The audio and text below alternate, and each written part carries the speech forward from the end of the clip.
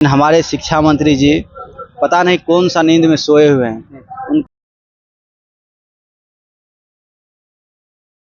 अभी कितना जो डॉक्यूमेंट वेरिफिकेशन हो रहा था उसमें कितने लोग फर्जी निकले हैं, सारा कुछ उनके संज्ञान में हम लोग दिए हैं जाकर। माननीय मुख्यमंत्री जी को भी कितने बार हम लोग मेल किए हैं, स्पीड पोस्ट किए, करते करते थक चुके हैं। हम यही चाहते हैं कि हमें सप्लीमेंट्री रिजल्ट दें ताकि हमारा रिजल्ट हो सके। हमारे जैसे बहुत सारे भाई बहन हैं जिनका ट्राईबेकर, DOB और 1-2 नंबर से रह गए हैं। बहुत सारे बच्चे हैं जिसका मल्टीपल रिजल्ट हुआ है, 6 to 8 में भी, 9, 10th में भी और 11, 12th में भी। ज्वाइनिंग तो कहीं एक ही जगह करेंगे। अपने समुदाय के लोगों के पास जाते हैं तो वहाँ पे लोगों को डर रहता है कि अगर इनकी बात नहीं मानेंगे, नहीं सुनेंगे तो हमारा वोट कट सकता है। अब बहुत सारे मंत्री से, विधायक से, अपने अपने क्षेत्रीय विधायक से सब लोग मिलेंगे। तब भी अगर आपकी बात अगर सरकार नहीं सुनती तो फिर क्या करें? हम तो कहते हैं शिक्षा मंत्री जी आप कब तक अपना किरकिरी करवाते रहिएगा। आपके कलम में पावर है, आपको शिक्षा मंत्री बनाया गया है, आप सुनिए। अगर हम विधायक के पास जाएंगे, अपने क्षेत्रीय विधायक के पास जाएंगे तो वो भी आप ही को फोन करके आप ही को किरकिरी सुनाएंगे। अनपढ़ लोग को भी दिखाइएगा, उनको समझाइएगा तो वो बोलेगा कि नहीं ये लोग का मांग जायज है। और दुख से तो हम भी ग्रसित हैं, फिर भी उन लोग का दुख सुनते हैं, उन लोग को भी आश्वासन देते हैं, खुद मोटिवेट होते हैं, दवा खाते हैं, फिर भी धरना को संभाल के रखे हुए हैं। नमस्कार, आप सच टॉक देख रहे हैं और मैं आपके साथ विष्णु पांडे। तो फिर से पटना गर्दनी बाग में आ गए जहां पे BPSC 3.0 का आंदोलन चल रहा है। काफी दिन से बच्चे आंदोलन कर रहे हैं और आज 26 दिन हो गया है, लेकिन सरकार तक बात नहीं पहुंच रही है। हम अपने माध्यम से पहुंचाने का कोशिश करें कि भाई साहब एक बार बात सुनिए इनका भी, क्योंकि इनकी जो मांग है वो गलत मांग नहीं है। क्योंकि कई सारे बच्चे का मल्टीपल रिजल्ट हो गया है, 6 to 8, 9 to 10, 11, 12 में जो काउंसलिंग चल रहा था, काफी सारे बच्चे का डॉक्यूमेंट वेरिफिकेशन भी फर्जी निकला है। तो जो सीट्स खाली है और इनका नंबर भी उतना आया है, तो इनकी बात सुनिए और सप्लीमेंट रिजल्ट जारी करिए। लेकिन जानने का कोशिश करेंगे भाई साहब से कि आज 26 दिन हो गया, क्या कुछ कहेंगे? आज 26 दिन हो गया है, आप लोग भी शुरू से कवरेज करते आ रहे हैं जी। आप लोग को सबसे पहले बहुत धन्यवाद। कम से कम आप लोग हम लोग का ये देखने के लिए आते हैं किस तरह से यहाँ पर ये लोग बैठे हुए हैं, इन लोग का क्या समस्या है, सबको दिखाने का काम करते हैं।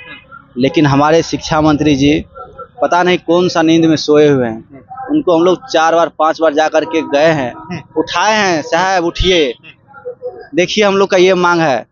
हम लोग जो है पूरा चिट्ठा लेकर गए थे, यानी जो 66,000 रिजल्ट आप दिए हैं, 66,000 में कितने लोगों का मल्टीपल रिजल्ट हुआ है।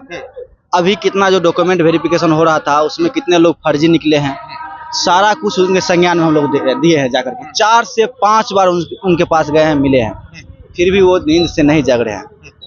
अब जो है हम लोग प्लान बनाए हैं, अब बहुत सारे मंत्री से, विधायक से, अपने अपने क्षेत्रीय विधायक से सब लोग मिलेंगे। लेकिन कब किससे मिलेंगे ये आप लोगों को आगे जानकारी देंगे।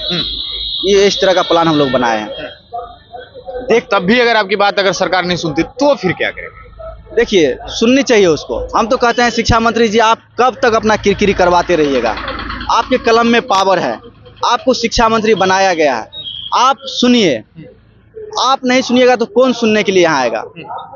अगर हम विधायक के पास जाएंगे, अपने क्षेत्रीय विधायक के पास जाएंगे तो वो भी आप ही को फोन करके आप ही को किरकिरी सुनाएंगे।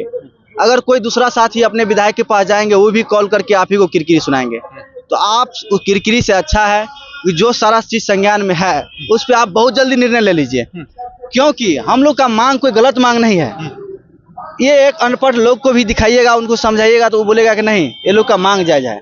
हम अनपढ़ का बात कर रहे हैं, अब पढ़े लिखेगा तो बात छोड़ दीजिए। हमारे शिक्षा मंत्री जो DG रह चुके हैं, IPS रह चुके हैं, तो आप कब समझिएगा? जब अनपढ़ को समझ में आ जाता है तो आप कब समझिएगा?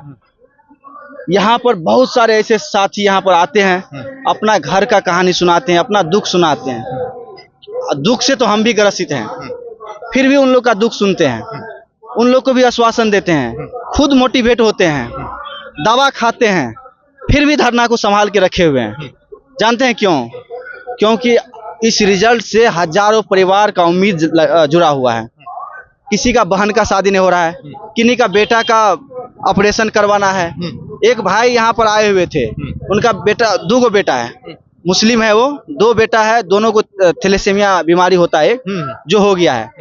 वो बोला कि हमको 15 दिन पे ही ब्लड चढ़ाना पड़ता है, बेरोजगार है, घर में कोई तरह का उसके घर में नौकरी उकरी नहीं है, कमाने वाला साधन नहीं है। आकर के रोने लगा, समझिए पैर पे गिर गया।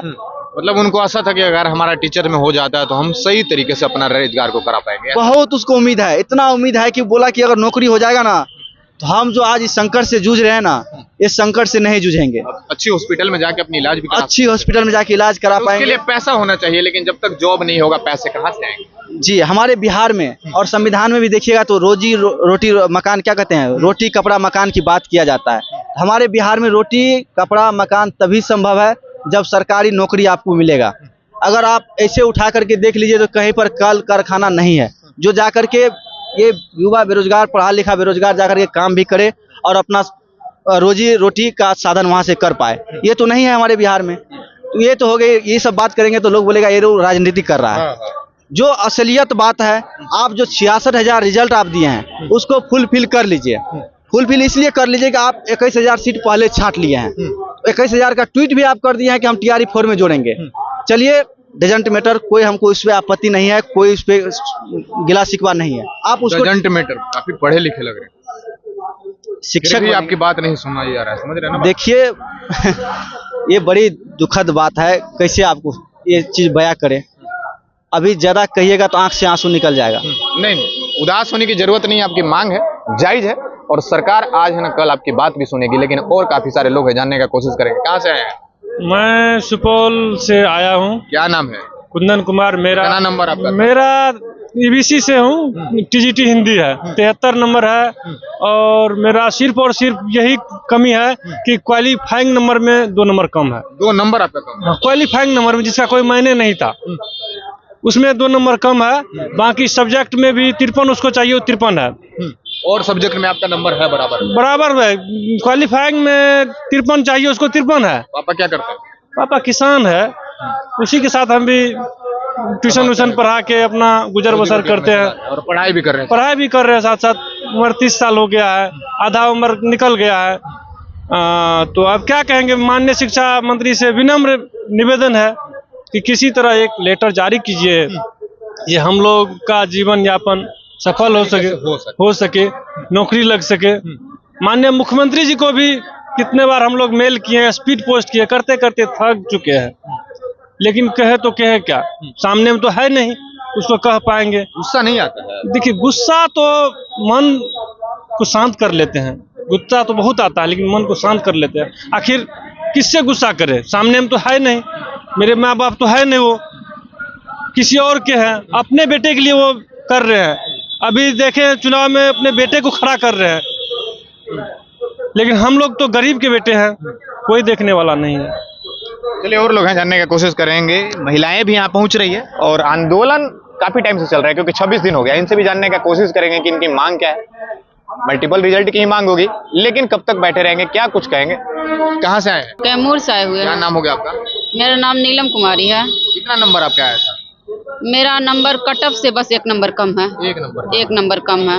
और माननीय शिक्षा मंत्री मुख्यमंत्री जी से हम यही चाहते हैं कि हमें सप्लीमेंट्री रिजल्ट दें ताकि हमारा रिजल्ट हो सके। हमारे जैसे बहुत सारे भाई बहन हैं जिनका ट्राईबेकर, DOB और 1-2 नंबर से रह गए हैं और सीट बची हुई है। ऐसा नहीं कि सीट बचानी है, सीट है, जो भी मल्टीपल सीट है, जो भी डॉक्यूमेंट वेरिफिकेशन के कारण जो भी आप रजिस्ट्रेशन कर रहे थे, कितना सीट्स दिखाया गया था? 87,474 कहीं सीट थे, लेकिन रिजल्ट कितना बच्चे का हुआ था? रिजल्ट सिर्फ 66,000 दिखाया गया है। लेकिन उसमें भी बहुत सारे बच्चे हैं जिसका मल्टीपल रिजल्ट हुआ है। 6 to 8 में भी, 9-10th में भी और 11-12th में भी। ज्वाइनिंग तो कहीं एक ही जगह करेंगे, तीनों जगह तो करेंगे नहीं। तो एक जगह ज्वाइनिंग करेंगे और बाकी जो सीट जो खाली कर रहे हैं उसी रिक्त पद पे हम अपना सप्लीमेंट्री रिजल्ट की मांग कर रहे हैं।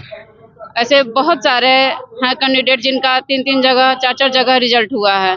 ज्वाइनिंग कहीं एक जगह करेंगे और जो भी डॉक्यूमेंट वेरिफिकेशन हो रहा है उसमें भी बहुत सारे फर्जी पकड़ा रहे हैं, तो उनका भी सीट खाली हो रहा है।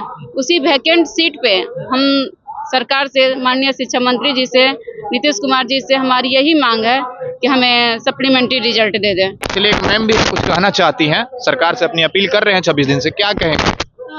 नीतीश बाबू से मेरा ये कहना है, 19 तारीख को मिलर हाई स्कूल में सारे कुर्मी समुदाय, मतलब पूरा जो बिहार का, यूपी का जितना भी कुर्मी कास्ट है, जिसके बल पे वो आज खड़े हैं, कुर्मी नहीं होता कास्ट के बल पे ही खड़े हैं।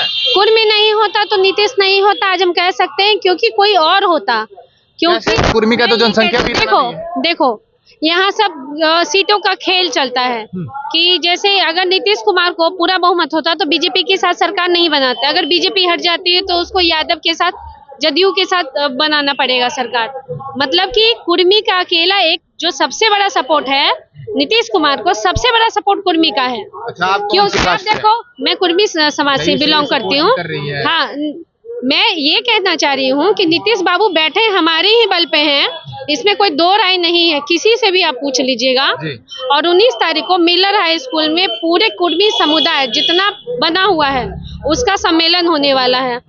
हम आपके माध्यम से कुर्मी समाज के उन सारे बच्चों का जो TRE 3 और TRE 4 और TRE 2 मतलब शिक्षक, वैसे कुर्मी के सारे शिक्षक बच्चे आए और वहां जाके अपनी बात रखें, ताकि जिससे नीतीश कुमार के कानों पे डायरेक्ट बात पहुंचेगी, क्योंकि वहां सारे आपके प्रतिनिधि आके बैठेंगे जो कुर्मी समाज के प्रतिनिधि हैं, और वो बात सीधा नीतीश कुमार को जाएगी कि आप बच्चों का काम क्यों नहीं कर रहे हैं। ठीक है, SC ST के पास कुछ जॉब्स होते हैं, उनके व्यवसाय होते हैं, हाई क्लास के पास उनके बहुत जमीन होती है, मतलब एक कॉमन बता रहे, सबके साथ ऐसा नहीं होता।